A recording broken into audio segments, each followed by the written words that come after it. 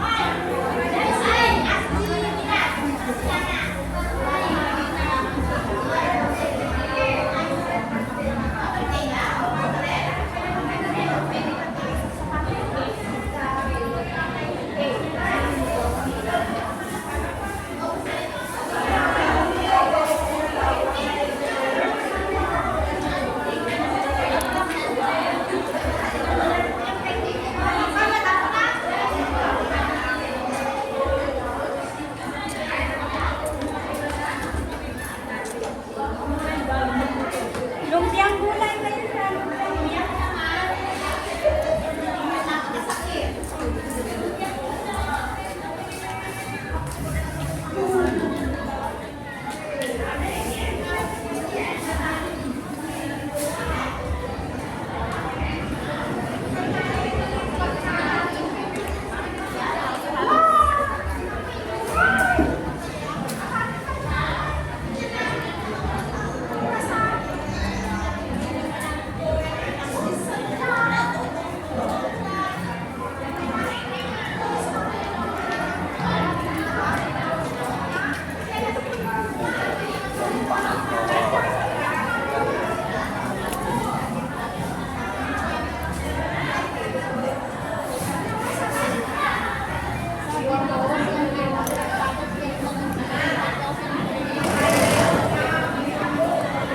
Ito yung ito Makati? Hindi yan? Hindi naman. Para siyang kuko na pabaon. Okay lang siya, hindi mo naman maramdaman ng kati. Hindi talaga. Sige lang. Ito lang. Mga tumutubo.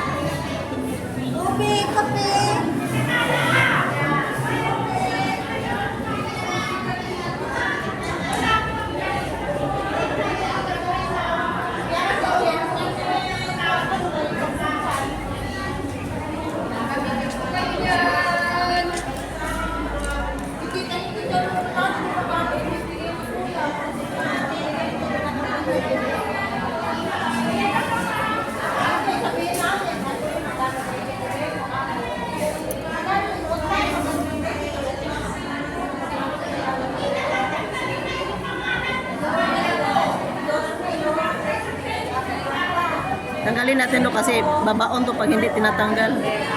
Ano number mo sa Alipay ate? Alipay kita. Oo, 9862 9862 16 16 94. 94. Villamore? Oo, Villamero. Ito wala na? Okay. Ate pa? Villamero. Sige, ang barya.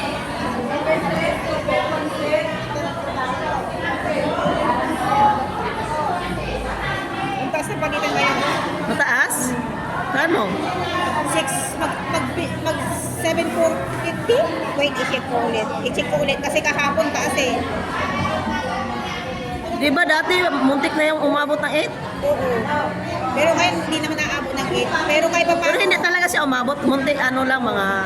Tapos bumaba, di ba? Kaya i-check ko kung magkano ngayon.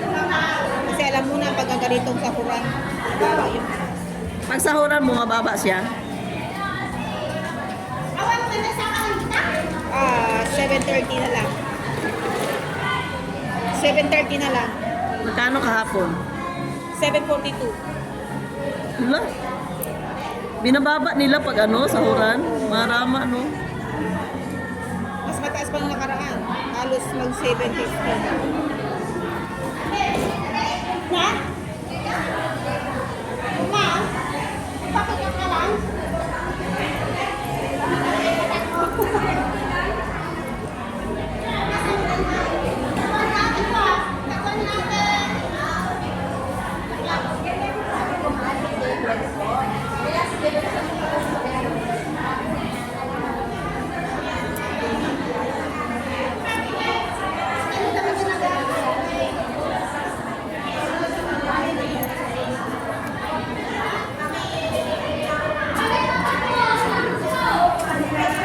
Wala na?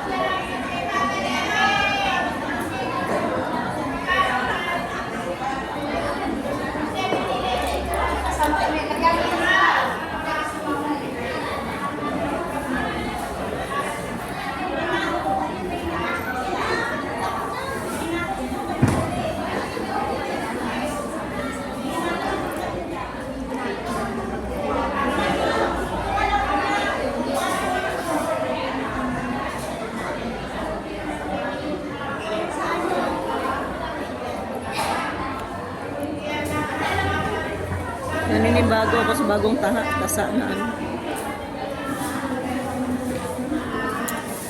Bagong hasa na. Kasi maano yung sobrang talim. Ang gaan nga ng kamay ko.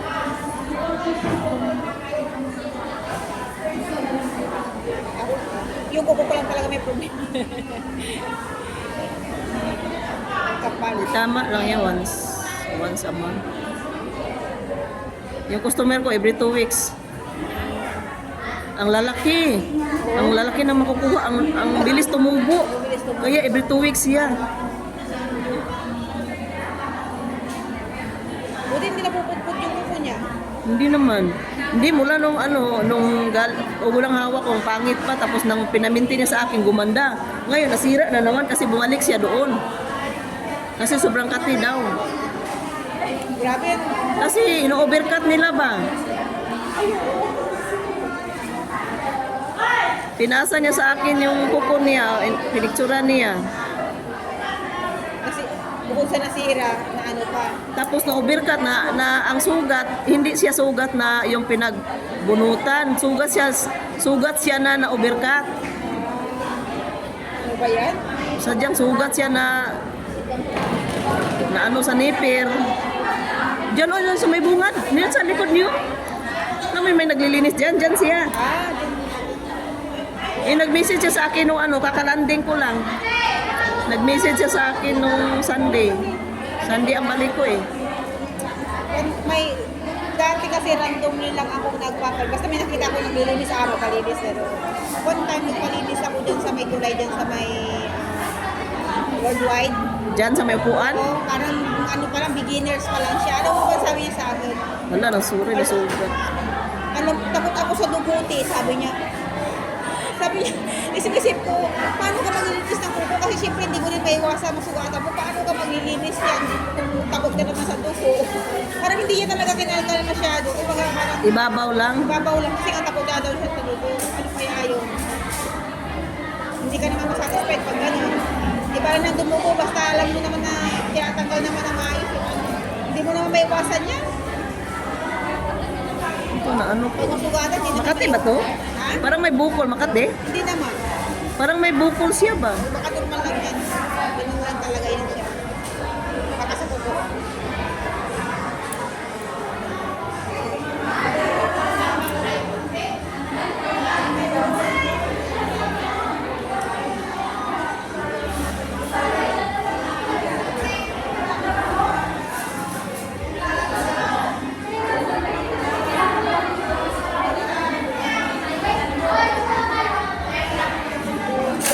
Meron din naman naglilinis na pag nasugatan, super sakit naman yung sugat. Ikaw hindi sa pag-ano pero biro pagka hinusugatan hindi man siya masakit, saka hindi siya nagunana. Wala Ah. lang. Kasi hindi Ito ko kasi- maiwasan yan eh, pag tanggal lang yun. Ito na nakapa ko bukol. Ano siya? Dry skin na makapal. Yan ba dito? Masakit? Hindi naman. Hindi nga masakit. Ano siya? Ito yung... Hello! Umuwi ako galing? Ang dami nagkakawi sa'yo. Oh! 10 araw lang. Wala. Ay, kinuha na ng ticket ng amo ko. Ayun. Oh. Dito kayo na nagbagyo?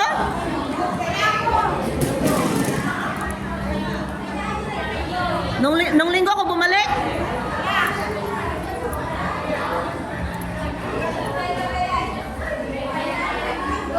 Nung linggo ako bumalik. Ha? Wala nga akong gana bumili ng pasalubong kasi hindi ako ready umuwi. 10 araw lang oy. Yung amo ko ayaw niya magstay ako sa bahay. Sira ulo. 10 araw, 4 araw yun. 10 araw sila wala. 10 araw din ako pinapauwi.